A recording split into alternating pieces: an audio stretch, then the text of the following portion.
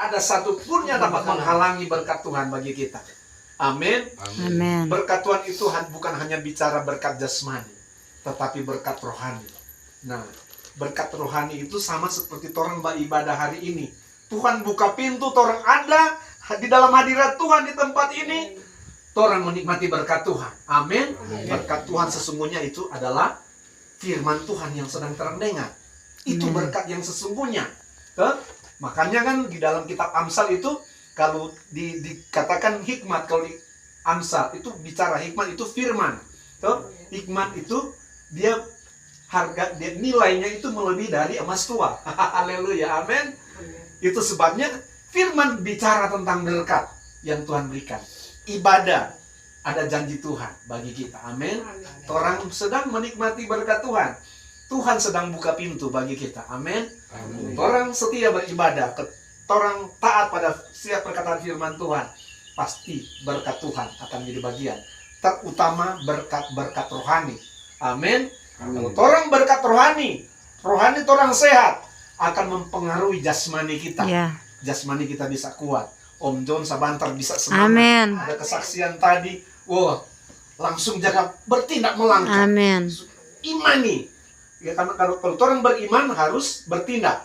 Karena iman tanpa tindakan mati. Nah, itu sebabnya kalau ada iman, bertindak dalam nama Yesus. Nanti Om John Sabantar habis berdoa misalnya tuh, pagi-pagi habis berdoa, bertindak dalam nama Yesus, melangkah dengan pasti. Tapi memang harus betul-betul, sungguh-sungguh minta kekuatan daripada Tuhan. Nah, kalau Tuhan buka pintu, tidak ada yang dapat menutup. Dan Tuhan sedang buka pintu bagi kita semua, amin. Nah, aku telah membuka pintu bagimu yang tidak dapat ditutup oleh seorang pun. Aku tahu bahwa kekuatanmu tidak seberapa. Mungkin orang sedang lemah. Tuhan tahu orang pakai kekuatan. Orang sedang lemah. Pak Cami baru pulih dari sakit. Tuhan tahu kekuatanmu. Mungkin dalam bicara tentang kuantitas, orang cuma sadiki, tetapi Tuhan tahu. Orang sadiki mas sebenarnya orang memiliki kekuatan. Amin. Kalau orang memiliki Tuhan, orang ada kekuatan. Dan aku tahu bahwa kekuatanmu tidak seberapa, namun engkau menuruti firmanku. Ini yang saya suka. Kalau orang turuti itu firman yang orang dengar, itu rahasia orang dapat mahkota. Itu ayat 11 yang orang mau dapat mahkota yang Tuhan bilang apa? Tuhan katakan tadi di ayat 11, aku datang segera, peganglah apa yang ada padamu. Apa yang ada pada orang sekarang? Firman. Amin. Kedua apa? Pengharapan. Habis firman sebenarnya juga iman. Soalnya iman timbul dari pendengaran firman. Ada pengharapan di dalam Tuhan. Pegang itu. Ada pengharapan, iman, pengharapan, dan kasih. Jadi firman, iman, pengharapan, dan kasih. Itu bertalian. Haleluya. Iya, itu bertalian. Tidak boleh dipisahkan. Itu yang ada pada orang. Pegang itu. Makanya dikatakan di situ, engkau menuruti firmanku. Itu pertama. Kalau orang turut firman Tuhan, apa yang Tuhan perintahkan orang lakukan, maka itu adalah mahkota bagi orang. Ada mahkota bagi orang. Itu pertama. Yang jemaat Philadelphia dalam pesan Tuhan, di dalam nasihat firman Tuhan ini, orang dapat mahkota karena menuruti firman Tuhan. Itu pertama. Yang kedua yang orang lakukan, dan engkau tidak menyangkal namaku. Nah, siapa nama Tuhan kita? Yesus Kristus. Yang katakan ini Tuhan yang memberikan penilaian kepada 7 jemaat ini, mulai dari pasal 2 sampai pasal 3 ini, itu Tuhan Yesus sendiri. Tidak menyangkal namaku.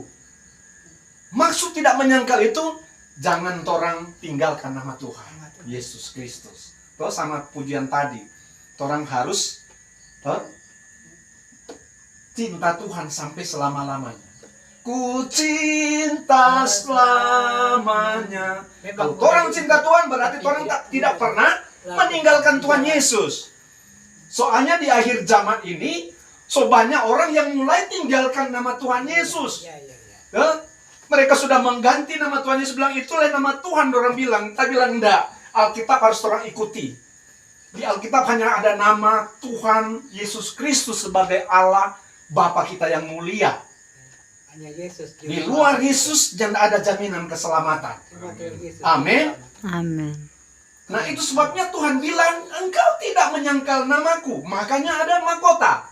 Nah, Mahkota itu kira-kira. jadi jangan mimpi kalau sudah tinggalkan tuh nama Yesus, jangan mimpi kalau ada mahkota. Nah, sampai ada yang sampai jangan marah-marah. Kenapa mau dipakai jaga pakai nama Yesus? Nah, orang marah jaga pakai nama Yesus. Nah itu sebabnya hati-hati. Di akhir zaman banyak orang yang mengaku orang Yahudi. Dorang jasi ajar tuh bahasa-bahasa Ibrani. Kalau orang bilang jangan pakai tuh nama itu, iblis yang kasih nama itu. Dorang soalnya turut firman Tuhan. Pertama, dorang sudah turut firman Tuhan, sudah melanggar firman Tuhan. Yang kedua, dong so menyangkal nama Yesus. Menyangkal nama Yesus harus mengasihi dia dengan sepenuh hati. Orang so dari awal, mungkin dari kecil kan orang so dari sekolah minggu, tuh mungkin Om John dulu ikut sekolah minggu, semua nyanyi itu sekolah minggu tentang Yesus cinta saya. Serta so di masa tua datang tuh orang Yahudi, seolah-olah mengaku Yahudi padahal bukan Yahudi. Dan gitu nama itu. Itu sebabnya Tuhan bilang dalam Alkitab, kamu sudah memulai dengan roh, kenapa mengakhiri dengan daging? Ya, ada nama-nama manusia, ada nama-nama dewa yang dimunculkan di akhir zaman oleh para guru-guru palsu, nabi-nabi palsu untuk menyingkirkan nama Yesus. Nah, jangan sekali-kali kita menyangkal nama Yesus dan meninggalkan itu. Ada pendeta sampai bilang begini, oh nyana apa-apa kok itulah nama Tuhan. Tidak ada, orang harus itu ikuti Alkitab. Alkitab tidak tulis nama lain selain nama Tuhan Yesus. Itu yang orang ikuti. Kalau orang ikuti firman Tuhan, ada mahkota. Orang tidak menyangkal nama Yesus, pastikan orang ada mahkota. Nah, jadi jangan mimpi kalau saja menyangkal tuh nama Yesus atau so menduakan Tuhan. Toh? Oh, nama ini kuat di nama Tuhan. Yesus memang Tuhan, tapi nama ini nama Tuhan. Jangan mimpi dapat mahkota. Itu so menduakan Tuhan. Tuhan tak suka mendua hati. Orang harus fokus kepada Tuhan Yesus. Amin.